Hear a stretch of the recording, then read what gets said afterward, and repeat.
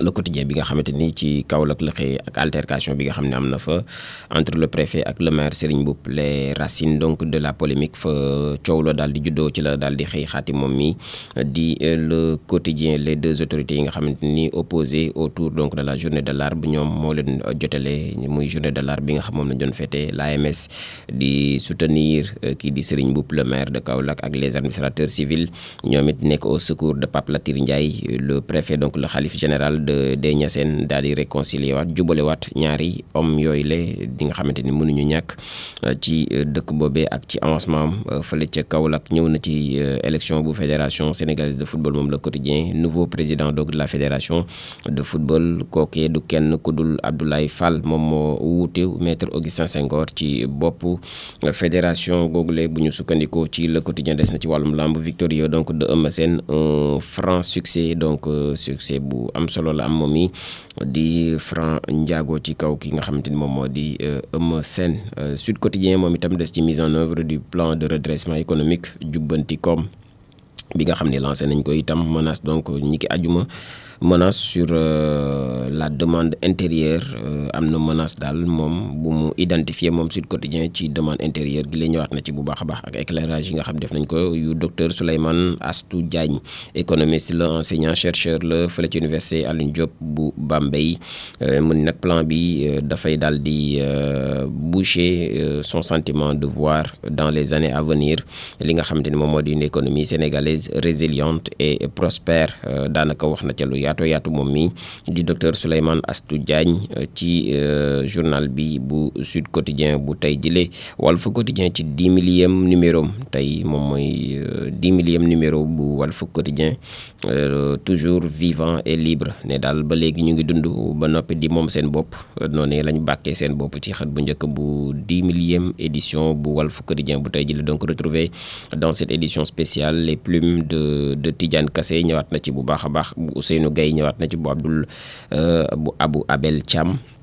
ak ki nga xamante ni moom moo di Amadou Abdoul Sakho muy ay doyens yoo xamante ni ñoom itam seen plume mën nañ ko retrouver ci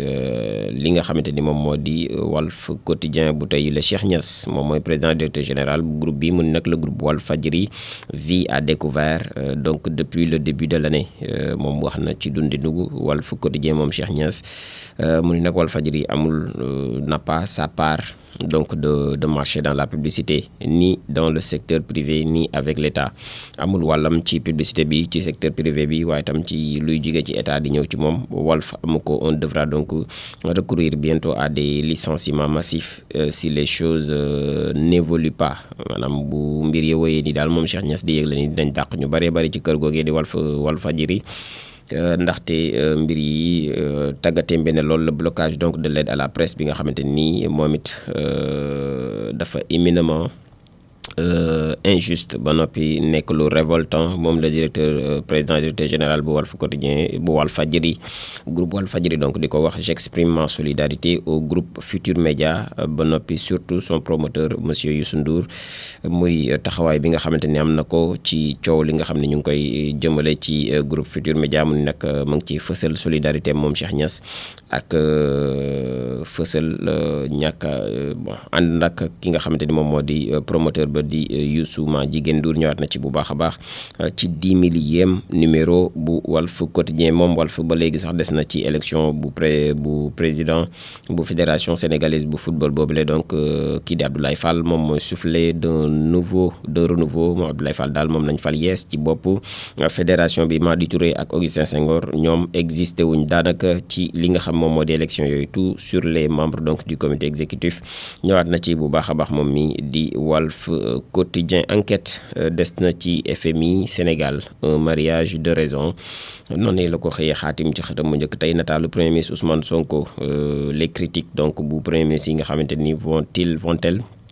crisper les relations avec le FMI ne daal critique yi nga xam moo ngi koy jëmale kuréel googu ndax du gën a sooxeel relation bi nga xam mi ngi dox ci diggante Sénégal ak FMI moom journal bi di xëy di samp laaj si les décaissements donc sont modiques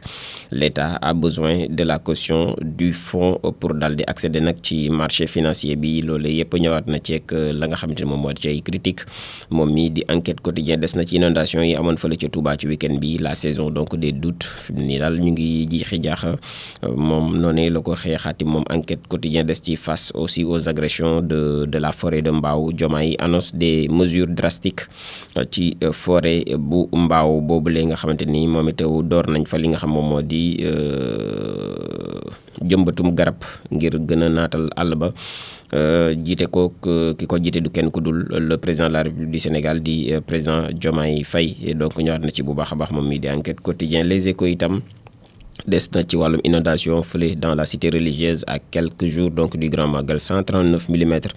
moom moo fa wàcc ci am ndox fële ci Touba donc Touba sous les eaux noonu la ko daal di xëy xaati moom mi di les échos certaines familles yoo xam ne dañoo obligé sax génn seen kër yi en pleine nuit donc les axes impraticables ak les alentours donc de la grande mosquée yoo xam dafa inondé woon l'eau finalement évacuée donc dans certaines zones waaye tam la circulation jëlaat na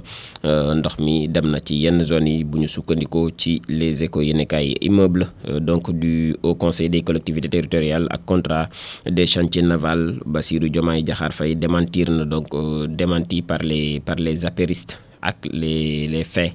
ñoom apéristes yi ginnaaw bi ci président daal di àddoo ci immeuble HCCT bi ak chantier naval ya daal nañuy indi seen version kii di Mame Gueye Diop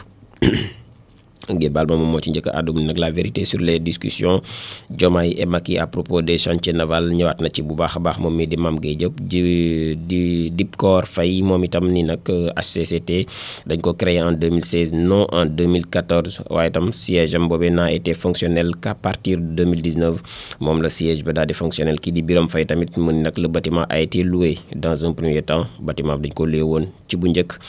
puis ñu daal di koy ñu def acquisition bi en 2018 à travers un plan de remboursement étalé bu ñu sukkandikoo moom itam ci kii di Birame Faye ñoom indi nañuy leeral ci li président waxoon ci lancement wu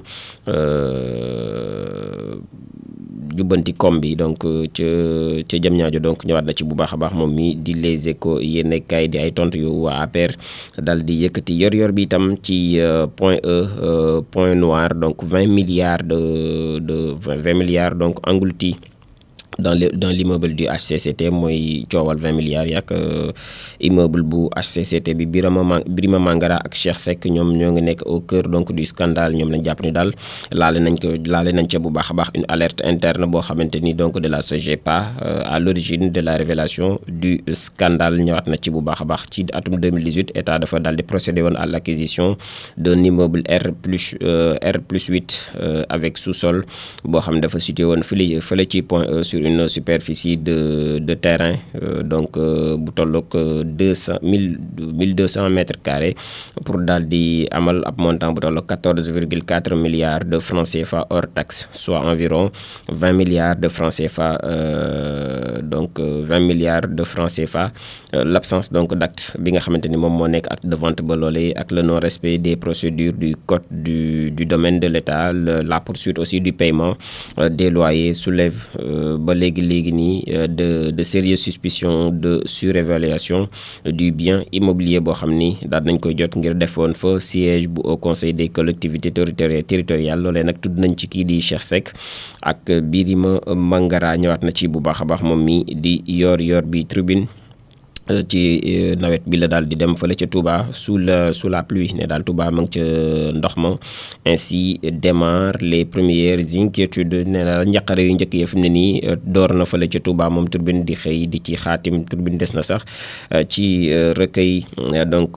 bi nga xamante ni présenté nañ ko ce lundi fële ca Touba Serigne Mountakha Mbacké livre donc au monde des écrits moom muy ak bind goo xamante ni daal na koy def moom ku tedd ki di Serigne Mountakha Mbacké ñu présenté ko fële ca Touba ñëwaat na ci bu baax a baax moom tribune l'Observateur des na ci sûreté urbaine bu Dakar Thierno Ndom Ba dans la tourmente moom Thierno Ndom Ba jamono ji mi ngi ci njàqare ak waa sûreté urbaine bu Dakar l'homme d'affaires visé par une plainte pour escroquerie moom lañ koy daal di toppee ndax ab plainte lañ ko daal di dugalal foofule l'ancien PM donc Amadou Ba moom itam cité dans ce dossier de 1,6 milliard de francs CFA boo xam dafay mêler donc créance de l'État pouvoir ak kii di notariat. Donc les dessous troubles d'un feuilleton judiciaire boo xamante ni déclenché nañ ko donc par Papa Baydi Kane représentant la des héritiers de Cheikh Omar Kane dont l'audition est prévue aujourd'hui lundi 4 août waaye nag gars yi gréwaat nañ xaw ma ndax dana amam déet mais tey lañ jàppoon li nga xam moom moo di audition ba moom l'Observateur ñëwaat na ci coow loolu gouvernement bi nga xamante ni ñëw nañ ci le remaniement décisif pour porter donc le plan de redressement bu ñu may wul dinañ ca daal di amal ab remaniement coppi yenn ci poste yi ministres yi les ombres donc chinoises d'un casting crucial noonu la ko daal di xëy xaati moom mi di l'Observateur moom l'Observateur des na ci la fin tragique bu Mariama Koulibaly donc une mère de famille boo xam dañ ko daal di dóor abandonné ko ba noppi enterré ko seul donc son mari violent en cavale jamono ji ses enfants orphelins de tout ginnaaw bi nga ko faatee ba pare moom jëkkër ji dafa daal di daw doom yooyu it nekk jirim noonu la ko xëy xaati moom mi di l'Observateur L'As quotidien ca coowal Kaolack la daal di xëy moom dérive administrative fële ca Kaolack ak la bévue donc du préfet Latir Ndiaye bi nga xamante ni amoon na coow lu mettek ki nga xam moom moo di Serigne Mboup ñëwaat na ci bu baax a baax moom mi di L'As quotidien jàll ci point actu itam ci ki nga xamante ni moom moo di Cheikh Mahi Niass la daal di xëye ginnaaw coow loolu le moom daal dinay jubóole ñaari autorité yooyu nga xamante ni ñoom ñoo doon jote foofee ca Kaolack muy le préfet bi nga xam regretté na son geste Serigne Mboup bi nga xam di retirer sa plainte bi nga xam ni jëmale woon na ko donc le préfet ginnaaw bi nga xamante ni Cheikh Mahi Niass woo na leen ngir daal di dox tànki jàmm ci diggante boobu le Pastef ak El Malick Ndiaye mu ngi ci point actu bu tey bi moom mi ngi en mission donc de remobilisation politique ci Jolof ngir woowaat ñi nga xam ñoom ñoo di militants yi ñëpp daal di nekkaat autour donc du projet ñëwaat na ci bu baax a baax moom mi di point actu ci xëtam mu njëkk Direct News ci fédération bi la xëy moom itam Abdoulaye Fall élu président Madi Touré crie à la corruption Madi daal nee na Abdoulaye Fall mi daa ger ñu bare bari ci ñi nga xam ñoom ñoo doon voté ba moom moo ko may lu ni mel ñëwaat na ci bu baax a baax ci coow loolu le moom mi di Direct News en prélude aussi du Grand Magal de Touba ñëwaat na ci moom Direct News ak Cheikh Amar moom dem na ci kër Serigne Cheikh Saliou Mbacké comme na mu ko daan defee moom Cheikh Amar ñëwaat na ci bu baax a baax moom mii di Direct News Libération ci bro donc il ne parlera pas il me doit bien ça muy Kocc ak Lëg Daawur di le pacte secret bi nga xamante ni dox na ci seen diggante ne daal du wax ndax loolu da ko yoreel ginnaaw ab seen placement sous mandat de dépôt moom El Hadj Babacar Dioum ak El Hadji Assane Demba tur ya sell na lool daal dinay bind nag à un de ses contacts formellement identifié pour lui dire kenn ci ay contacts yoo xam ne identifié nañ ko ngir mu daal di koy wax ne il aurait trouvé donc le moyen de contacter ce dernier maanaam am na moyen boo xam ni ngir mu daal di mën a jokkoo kooku la ni ko nag du wax moom du wax ndax loolee da ko yoreel daal di assuré ne nag il a assuré wallahi loolee mënees nañ ko jàng ci message bi lui écrit-il interpellé donc par les enquêteurs sur le message il prétend avoir tout inventé moom mi di El Hadj Assane Demba pour daal di rassurer son contact donc da ko inventé rek ngir dalal xelu contactam donc ñaar na ci bu baax a baax ci ba léegi mbirum Kocc Barma googule moom mi di Libération des na ci affaire de l'immeuble bu HCCT bi moom itam coow la révélation donc sur un coût à 23 milliards de francs CFA lañ cey tudd daal ci koppar ci la ñu luubal jàpp nañ ñi mat na 23 milliards Birima Mangara bokk na ci ñi nga xamante ni jamono ji ñoom lañ njort ni da caa daal di laale. Source A itam des ci le préfet bu Kaolack ak maire ba ñoom dañ doon xëccoo autour donc de la journée nationale de l'arbre comme à la borne Fontaine noonee la ko xëy xaati moom mi di source à la santé donc dans le plan de redressement économique et social ak la volonté de l'État ngir daal di céder ces terres wala les terres de la Dantec les fonds donc communs dont jouissent certains agents. Cheikh Seck sans filtre moom Cheikh Seck amatul lam cay daal dina bu mu ngi ci page 4 bu journal bi di source A bu tey bi moom ca page 6 ba sax ma ngay wax ak ci 42e édition bu journée nationale de l'arbre bi 11 536 hectares de forêt moom la ñu daal di ñàkk par moom la ñuy ñàkk at mu jot bu ñu sukkandikoo ba léegi ci journal bi des ci plan de redressement économique bi donc ca page 7 am ak le week-end chargé bu El Hadj Malick Ndiaye di El Malick Ndiaye le président de l'Assemblée nationale franc n'a pas fait que battre l'ex-roi des arènes Eumeu a aussi avalé du sable moom mëq na suuf sa bu ñu sukkandikoo ba léegi ci source à Vox Populi itam ci le fait divers donc qui a entaché la journée nationale de l'arbre boobu la xëyee moom ca Kaolack clash entre le maire et le préfet de Kaolack les dessous donc de l'esclandre avant la paix des braves noonu la ko xëy xaatim coowal Serigne Mboup ak le sous-préfet Latir le préfet Latir donc ñëwaat na ci bu baax a baax moom mi di Vox Populi alternance bi nga xam ne am na ci bopp football bu Sénégal bi donc Abdoulaye Fall moom moo daal di écraser la concurrence ba noppi di mettre fin à 16 ans de règne bu maître Augustin Senghor ci bopp fédération sénégalaise de football. Seydou Gueye ci biir journal bi itam mu ngi nag de l'APR clou au pilori le régime Pastef mu ni nag les Sénégalais ont des yeux pour voir Sénégalais am nañu ay gët ngir gis moom mii di Seydou Gueye ancien ministre daal di koy wax moom it moo nekkoon ministre de la communication fële ci jamonoy Macky Sall Touba moom l'évidence ci la daal di xëy la sainte peau avant l'événement ni daal xar kanam gu yees ginnaaw événement bi di grand magal bu Touba morosité financière autour du magal noonu la xëy xaati moom mi di donc l'évidence Rewmi quotidien itam des ci médiation réussie bu xalif bu Medina Baye Cheikh Mahi Niass réconcilie le préfet et Serigne Mboup jubal na ki nga xam moo di préfet bi ak Serigne Mboup l'autorité préfectorale regrette son acte et s'explique moom ginnaaw bi nga xam ne def na jëf joojee moom le préfet daal dina koy rëccu bu baax a baax nag ba noppi daal di expliquer wu grand oral aussi avec le président Gayane Faye coordonnateur bu Sensat ak la souveraineté donc spatiale bi nga xam ni mu ngi en orbite donc ñëwaat na ci bu baax a baax moom mi itam di Rewmi quotidien le soleil national ci mbaaw ak raaw la xëy la journée de l'arbre donc célébrée un peu partout daanaka fépp ci Sénégal daan na ko fay célébrer moom journée de l'arbre relever le défi du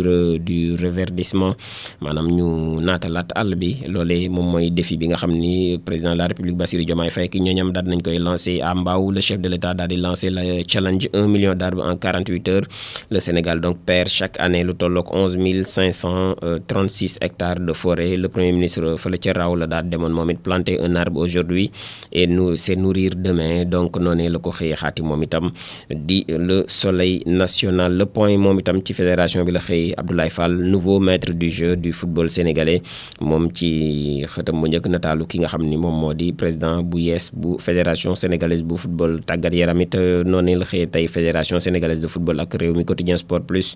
Abdoulaye Fall élu président avec 321 voix moom Abdoulaye Fall moom lañu fal ci donc bopp fédération boobu le mu ni nag dafay déjee mandat bi